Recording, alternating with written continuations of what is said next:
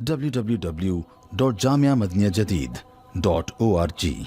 WhatsApp group number +92 333 424 9302. الحمدللہ رب العالمین والصلاة والسلام على خیر خلقہ سیدنا و مولانا محمد وآلہ واصحابہ اجمعین.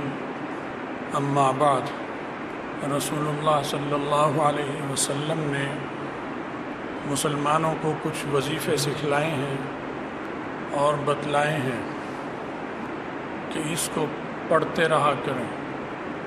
نبی علیہ السلام کے بتائے ہوئے وظیفے ایک تو مختصر ہوتے ہیں اور دوسرا تیر بہدف ہوتے ہیں. جس چیز کے لیے آپ نے ارشاد فرمایا اگر انسان اخلاص کے ساتھ وہ کرے گا تو اس کا ثمرہ اسے ضرور حاصل ہوگا. کسی اور کے بتائے ہوئے وظیفے میں طاقت نہیں ہو سکتی، چاہے وہ ماں باپ کا بتایا ہوا وظیفہ ہو، چاہے استاد کا بتایا ہوا ہو، چاہے پیر کا بتایا ہوا ہو. کیونکہ نبی علیہ السلام سب استادوں کے استاد ہیں اور سب پیروں کے بڑے ہیں. جو بھی پیر ہے وہ نبی علیہ السلام کا فیض ہے، جو دینی استاد یا معلم ہے وہ نبی علیہ السلام کے صدقے میں ہے. لہذا نبی علیہ السلام کے مقابلے میں کسی کی کوئی حیثیت نہیں ہے. اور آپ کے بتلائے ہوئے اعمال مختصر ہوتے ہیں.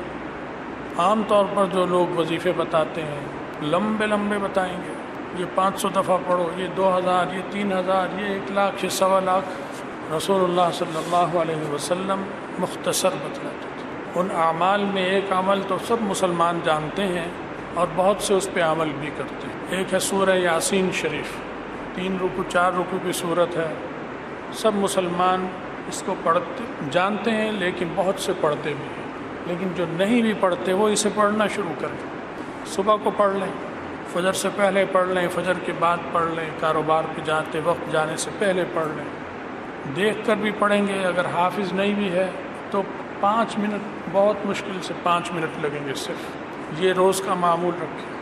اسی طرح رسول اللہ صلی اللہ علیہ وسلم نے مغرب کے بعد سورہ واقعہ فرمایا کہ سورہ واقعہ پڑھو، اور یہ فرمایا کہ جو سورہ واقعہ پڑھے گا روزانہ مغرب کے بعد اس پر کبھی فاقہ نہیں آئے گا. پیٹ بھر کر کھانا کھا لینا اتنا بڑا انعام نہیں ہے جتنا کہ زندگی بھر فاقے سے بچا رہے کوئی آدمی، یہ زیادہ بڑا انعام. فاقہ تو اللہ بچائے کہ یہ تو انسان کو بعض دفعہ کفر کی طرف لے جاتا ہے. تو تھوڑا تھوڑا کھاتا رہے اور فاقے سے بچا رہے، یہ زیادہ بڑا انعام ہے بنسبت اس کے کہ روز پیٹ بھر کر کھائے، جس سے بیماریاں پیدا ہوں گی، جس سے وزن بھی بڑھے گا، جس سے سستی بھی آئے گی، مستی بھی آئے گی. لیکن تھوڑا کھانے میں فائدہ ہی ہوتا ہے، کوئی نقصان نہیں. نبی علیہ السلام نے فرمایا کہ سورہ واقعہ مغرب کے بعد جو پڑھے گا روزانہ اس پر کبھی فاقہ نہیں آئے گا. نبی علیہ السلام کا بتلانے کا مطلب ہے کہ اللہ تعالیٰ یہ بات کہہ رہے ہیں، کیونکہ جو اللہ تعالیٰ آپ کو بات دل میں ڈالتے تھے آپ وہی کہتے تھے، اپنی طرف سے کوئی بات نہیں ہے. تو اس لیے سورہ واقعہ پڑھنی چاہیے. سورہ واقعہ کے ساتھ سورہ مزمل بھی ملا لینی چاہیے. اس سے قرض اترتا ہے، قرض سے محفوظ بھی رہتا ہے، اور بہت ساری چیزیں ہوتی ہیں. یہ دونوں عمل عادت بنا لیں، مغرب کے بعد سورہ واقعہ اور سورہ مزمل پڑھنے کی. اور رات کو سونے سے پہلے رسول اللہ صلی اللہ علیہ وسلم نے فرمایا کہ سورہ ملک پڑھو، اور فرمایا کہ اس کا یہ فائدہ ہے کہ جو سورہ ملک پڑھے گا روزانہ سونے سے پہلے اللہ اس کو عذاب قبر سے بچا لے گا. عذاب قبر سے نہ ماں بچا سکتی ہے، نہ باپ بچا سکتا ہے، نہ پیر بچا سکتا ہے، نہ استاد بچا سکتا ہے. کیونکہ پیر تو خود ڈرتا ہے عذاب قبر سے، کہتا ہے یا اللہ ہمیں بچا. استاد بھی یہی کہتا ہے یا اللہ ہمیں بچائیے. تو اللہ کی طاقت کے سامنے ہر ایک کھیچ ہے. تو عذاب قبر سے بچائیں گے اللہ تعالیٰ.